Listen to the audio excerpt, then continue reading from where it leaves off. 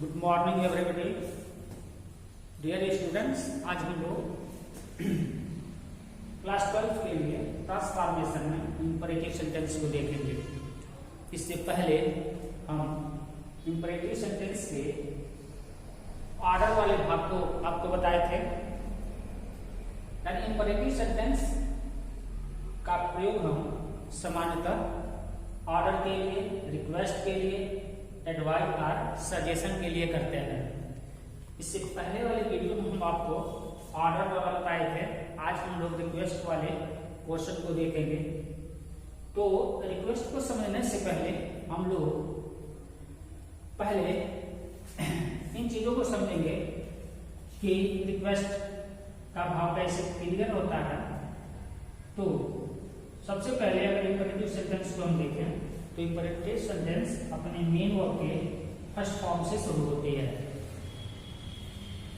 इसका जो दूसरा सबसे मोस्ट कैरेक्टरिस्टिक फीचर्स है वह यह है कि इसमें सब्जेक्ट के रूप में यू माना जाता है, लेकिन यह हिडन पोजीशन में रहता है।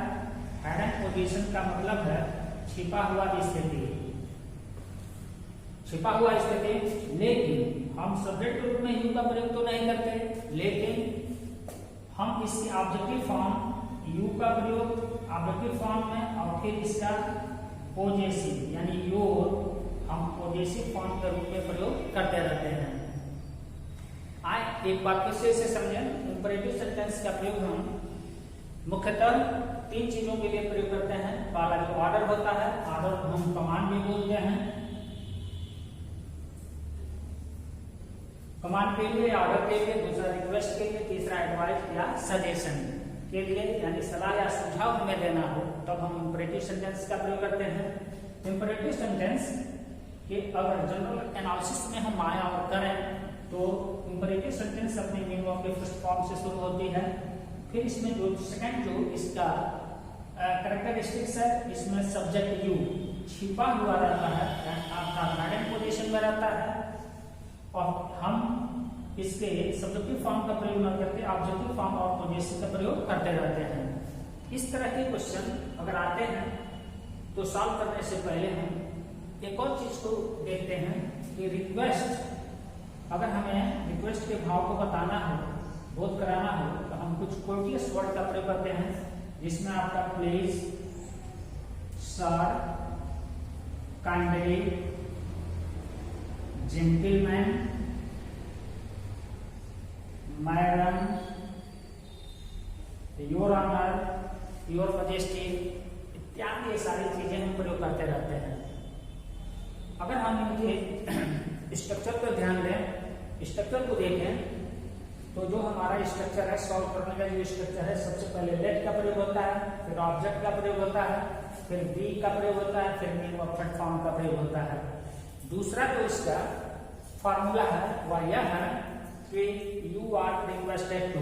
हम आपको बताए हैं इंपरेटिव सेंटेंस का जब रिक्वेस्ट वाला पोर्शन हम देखते हैं, इसीलिए इसके भाव को कंफर्म करने के लिए हम रिक्वेस्टेड का प्रयोग करते हैं।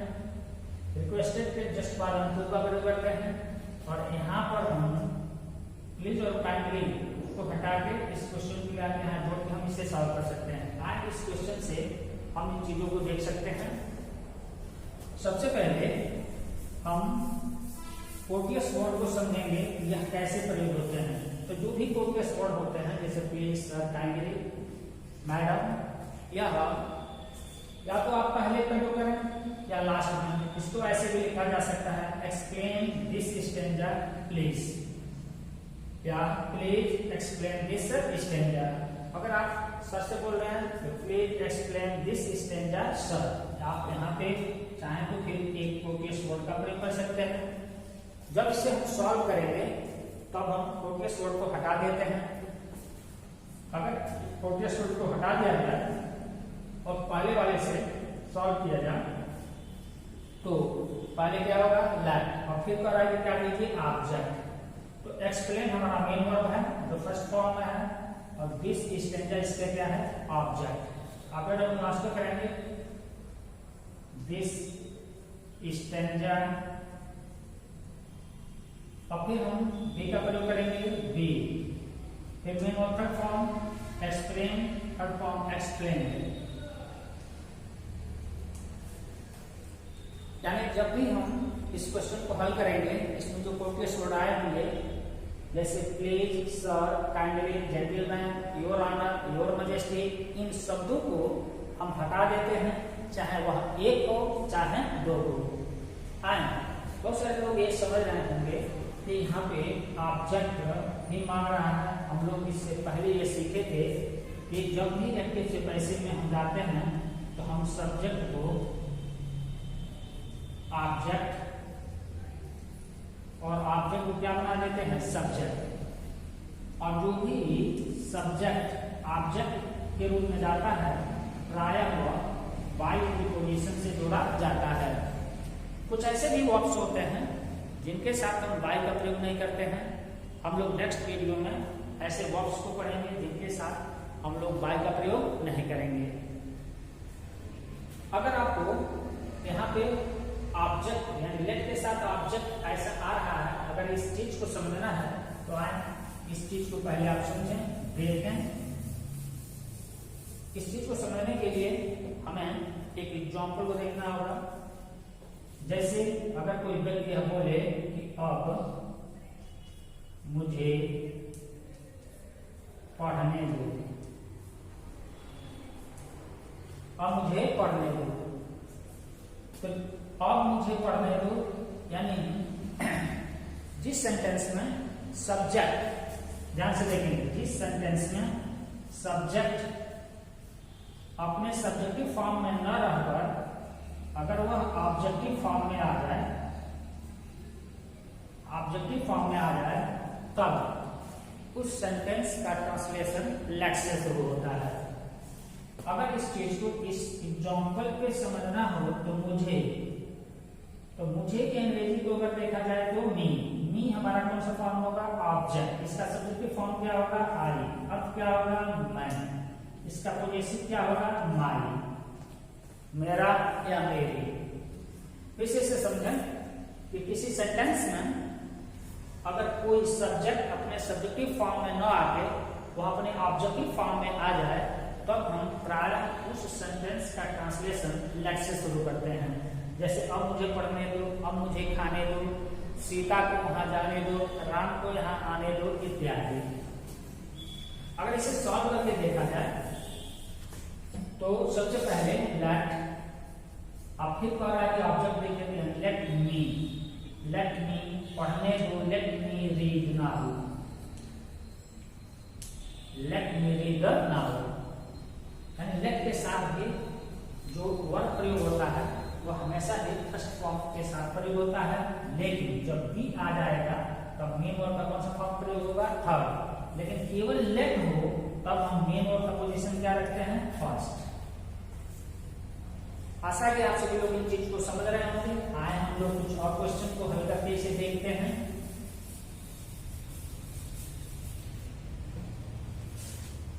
Please call the doctor at once. Please call the doctor at once. Please हमारा कोडियस वर्ड है, call हमारा मेन वर्ड है जो फर्स्ट फॉर्म में है, the doctor हमारा ऑब्जेक्ट है और at once हमारा क्या है, अदर वर्ड है। अगर इसे सॉल्व किया जाए तो हम अपने कोडियस वर्ड को हटा देंगे, लेट से शुरू करेंगे। Let the doctor be, let the doctor be called। called हमारा मेन वर्ब, थर्ड फॉर्म जोड़ देंगे at once। दूसरे वाले फॉर्मूले से अगर सॉल्व करना हो तो प्लीज को हटाएंगे और यू आर इक्वल टू के साथ call the doctor at once को जोड़ देंगे। आपका सॉल्यूशन होगा you are requested to call the doctor at once।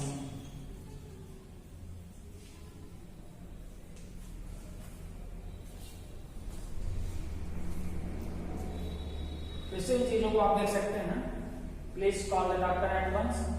Please हमारा कोटियस कोड है, इसे आप लास्ट में या पहले भी लगा सकते हैं और सॉल्व करने से पहले हम कोटियस कोड को हटा देते हैं और फिर हम चाहें तो इसे लेट से सॉल्व कर सकते हैं या सेकंड वाले structure you are equal to से हटा सकते हैं, सॉल्व कर सकते हैं।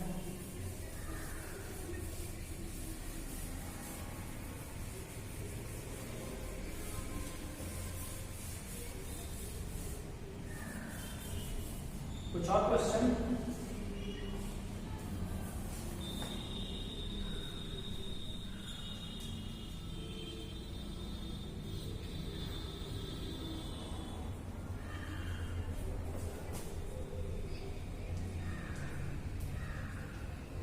Sir solve these questions. Sir हमारा कोटियस कोड है, आप चाहें तो इसे हटाएंगे, यानी आप इसे हटा दें और लेफ्ट वाले से सॉल्व करें। तो लेफ्ट ऑब्जेक्ट मांग रहा है तो दीज क्वेश्चंस,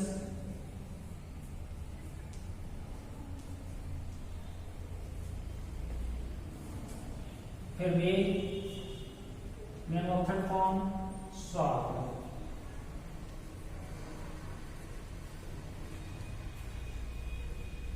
ध्यान से आप इसे देख लें। तो इंपरेटिव सेंटेंस में अन्य कोई और प्रॉब्लम नहीं आता है, आप इसे सॉल्व करेंगे, इसे बुक में जाएंगे देखेंगे, कोई भी प्रॉब्लम होगा तो आप मुझसे पूछ सकते हैं। होमवर्क के लिए मैं कुछ क्वेश्चन ऑर्डर और रिक्वेस्ट से लिख देता हूं ताकि आप अपना होमवर्क या एक्सरसाइज करते रहेंगे। ओपन योर बुक, ये आपका ऑर्डर का है। दूसरा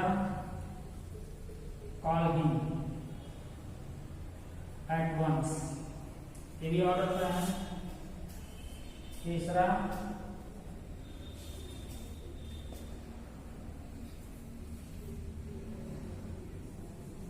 गो देयर with your father,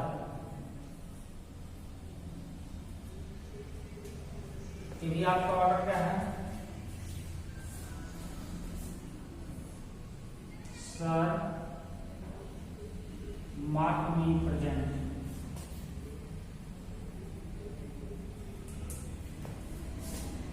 आपका रिक्वेस्ट क्या है। Please give me some rupees, यह आपका रिक्वेस्ट का है। यह 5 क्वेश्चन हम आपको दे रहे हैं, आप इसे सॉल्व करेंगे। कोई भी प्रॉब्लम होगा आप हमसे पूछेंगे। एक बार फिर से इन क्वेश्चंस को दोहरा देख लीजिए। ओपन योर बुक ऑर्डर का है, कॉल हिम एट वंस ये भी ऑर्डर का है, go there with your father ये भी ऑर्डर का है, सर मार्क मी प्रेजेंट यह आपका रिक्वेस्ट का है, और please give me some rupees यह आपका रिक्वेस्ट का है। आशा है कि आप लोग इस इंपरेटिव के रिक्वेस्ट वाले क्वेश्चन को समझ गए होंगे, ध्यान से इसे पढ़े होंगे, सुने होंगे और फिर क्वेश्चन आप हल करेंगे। कोई भी प्रॉब्लम होता है तो आप मुझसे संपर्क कर सकते हैं। थैंक्स।